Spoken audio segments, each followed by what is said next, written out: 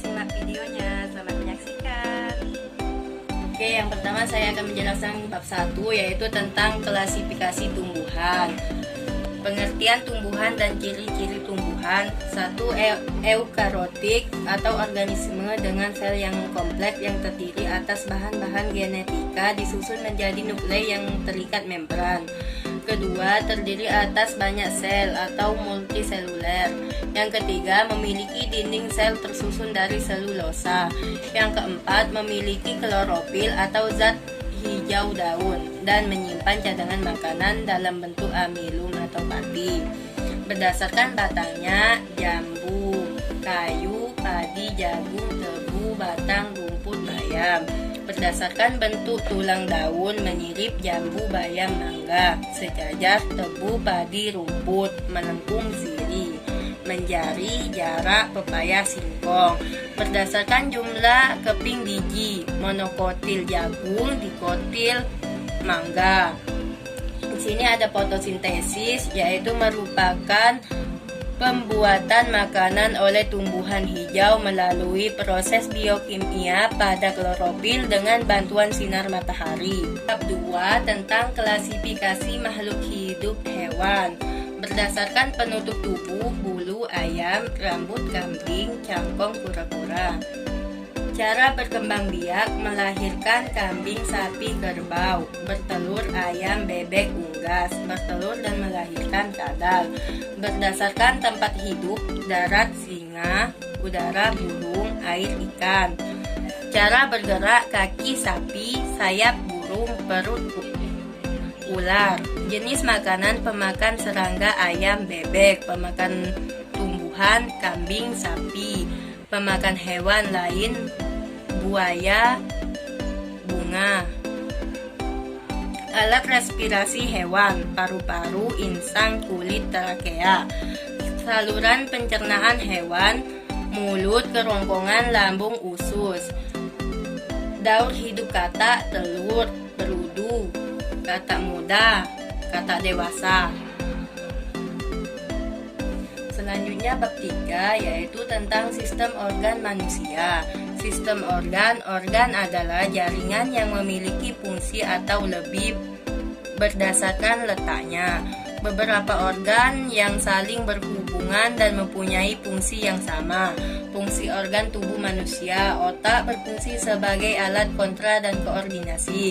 Ginjal menjaga keseimbangan tubuh. Pencernaan mengolah makanan untuk disalurkan ke seluruh tubuh melalui sel.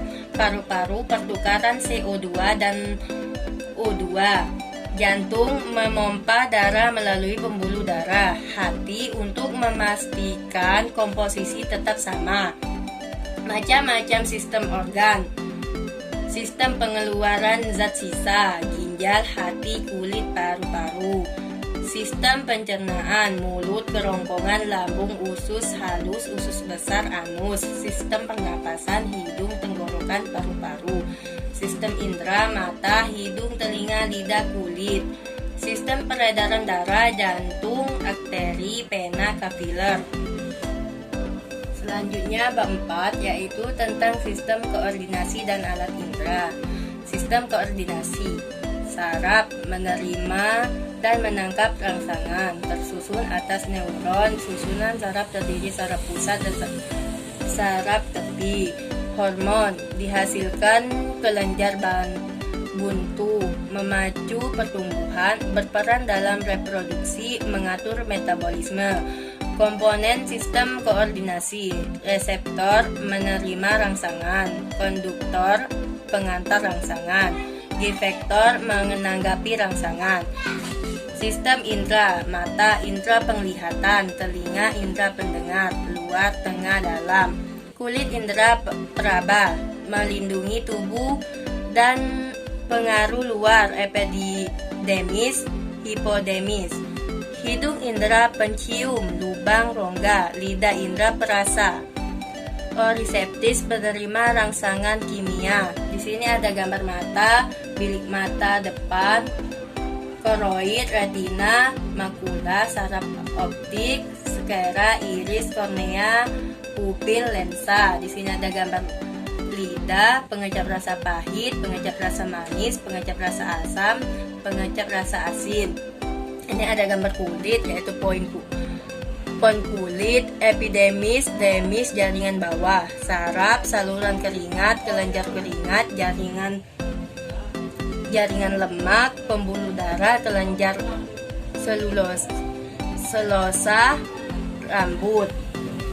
Sini ada gambar struktur sel saraf, yaitu pendrik, menerima rangsangan, badan sel, nodus transfer, mempercepat influx, sinapsi, menjaga kebocoran, mengantarkan influx dari badan sel, nukleus. Selanjutnya yaitu bab 5 tentang sistem gerak pada manusia. Di sini ada sistem rangka, tulang pelipis, tulang rahang bawah, tulang rusuk, tulang dada, tulang belakang, tulang pinggul kiri, tulang kelangkang, tulang duduk, tulang tempurung lutut, tulang betis, tulang paha, tulang pengufil, tulang hasta, tulang lengan atas, tulang balikat, tulang selangka, tulang rahang, tulang pipi. Sistem gerak manusia, satu rangka, susunan tulang dengan sistem tertentu dan terlindungi oleh otot dan kulit. Fungsi rangka menegakkan dan menopeng. Kedua, memberi bentuk tempat melekatnya otot. Ketiga, melindungi organ tubuh. Keempat, tempat bentukan sel darah merah. Dan yang terakhir, alat gerak aktif. Tulang penyusun, 1 tulang pipa, 2 tulang pipi, 3 tulang pendek, 4 tulang rawan, 5 tulang keras. Persendian, sendi geral diartosis, pergelangan kaki tulang rusuk. Sendi kaku ampiaterosis, pergelangan kaki tulang rusuk. Sendi mati sineterosia, tengkorak gelang panggul. Jenis-jenis otot, otot lurik, otot polos, otot jantung. Karakteristik otot, kontratibilitas, ekstrasibilitas. Bagian-bagian otot, sarkopema, sarkopiesma, mikbril, meflamen. Selanjutnya yaitu bab 6 tentang sistem pencernaan. Pengertian sistem pencernaan, suatu sistem yang bertujuan untuk memecah bahan makanan menjadi struktur yang lebih sederhana sehingga dapat diserap sel tubuh. Yang pertama itu ada rongga mulut, gigi, lidah, kelenjar lidah. Yang kedua, kerongkongan esofagus, saluran penghubung usus dan lambung. Yang ketiga, lambung, berfungsi untuk mencerna makanan. Yang keempat, usus halus, usus 12, jejunum, usus penyerap. Yang kelima, usus besar, usus pembentuk rektum. Sini ada gambar alat pencernaan. Yang pertama itu kelenjar lidah, kerongkongan, lambung, pankreas, usus besar, anus, rektum, usus halus, kantung empedu, hati, rongga mulut.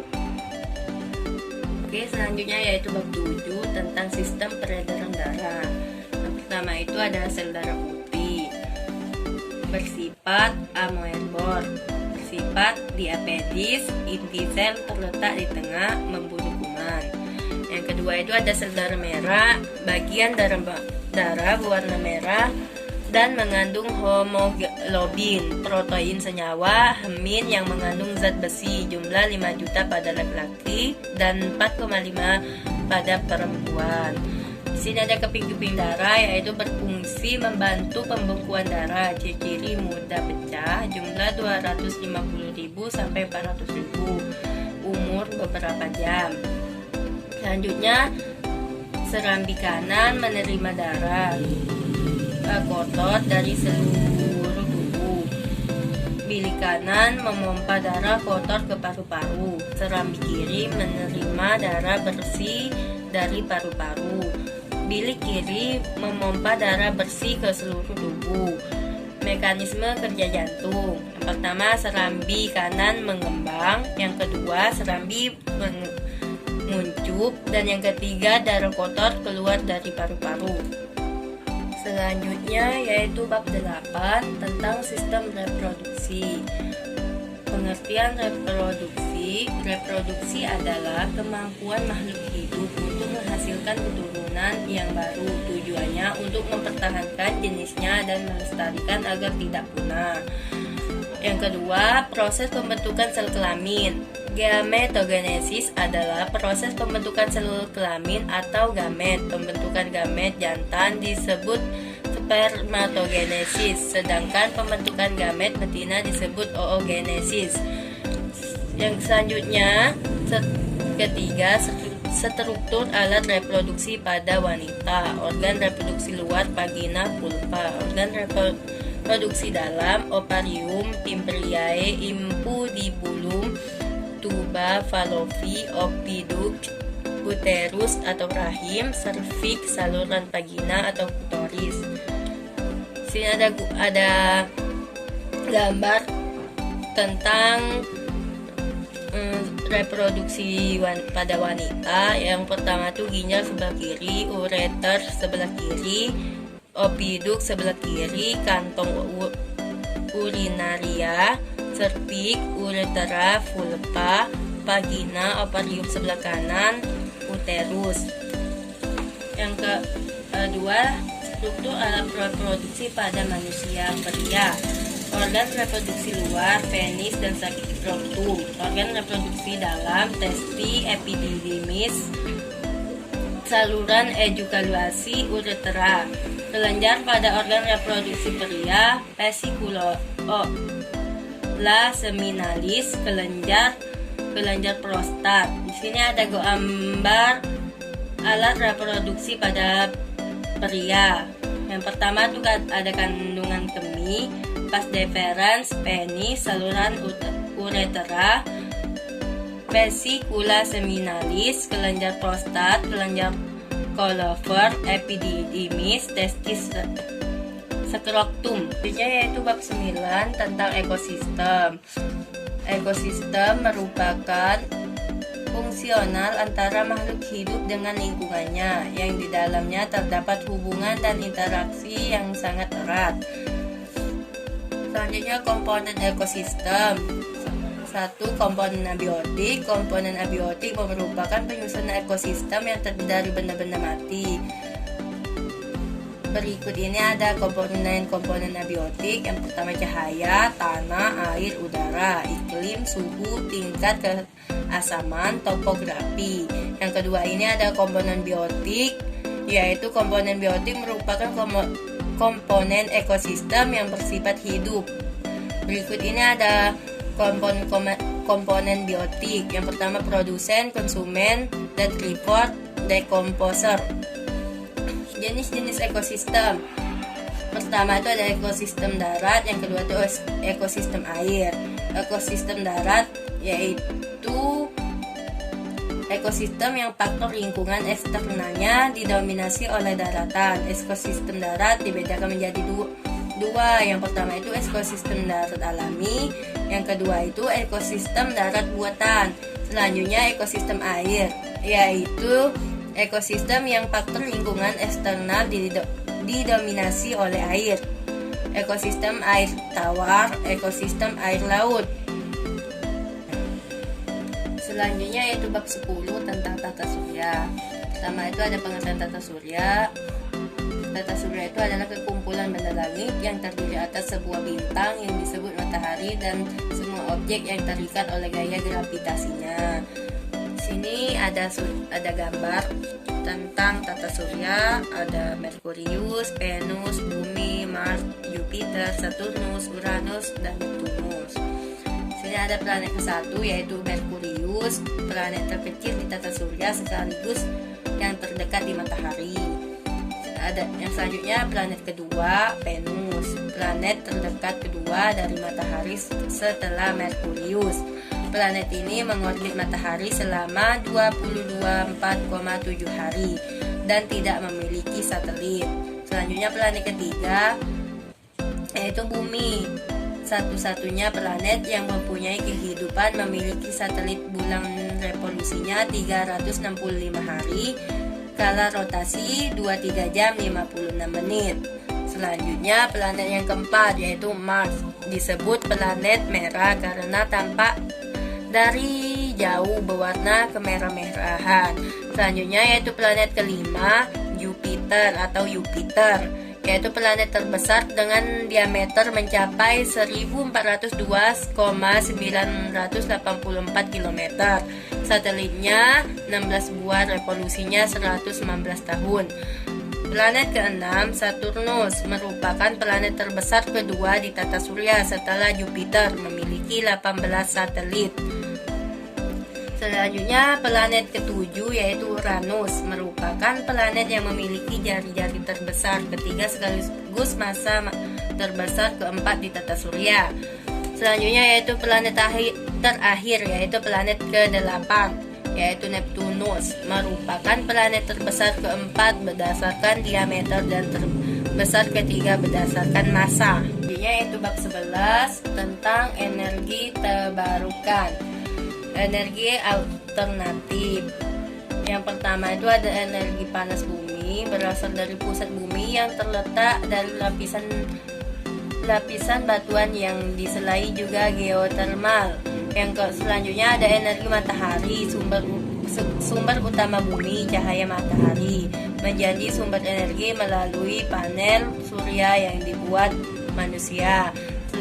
Selanjutnya energi angin. Angin adalah udara yang bergerak karena adanya perbedaan tekanan. Selanjutnya ada energi air. Aliran air darat menyimpan energi sehingga dapat digunakan sebagai pembangkit listrik. Energi gelombang laut. Gelombang laut membawa energi gerak di sepanjang permukaan laut. Energi biofuel merupakan bahan bakar dari bahan contoh biodiesel, biotan, dan biogas. Di sini ada gambar tentang energi terbarukan. Yang pertama matahari, sel surya, chain control, baterai bank, dan inverter. Baterai bank ini diperlukan yang kuat untuk menghasilkan daya yang cukup. Inverter berfungsi mengkonversikan listrik. Sel surya berfungsi untuk mengubah energi cahaya menjadi energi listrik. Selanjutnya bab terakhir yaitu bab 12 tentang bioteknologi.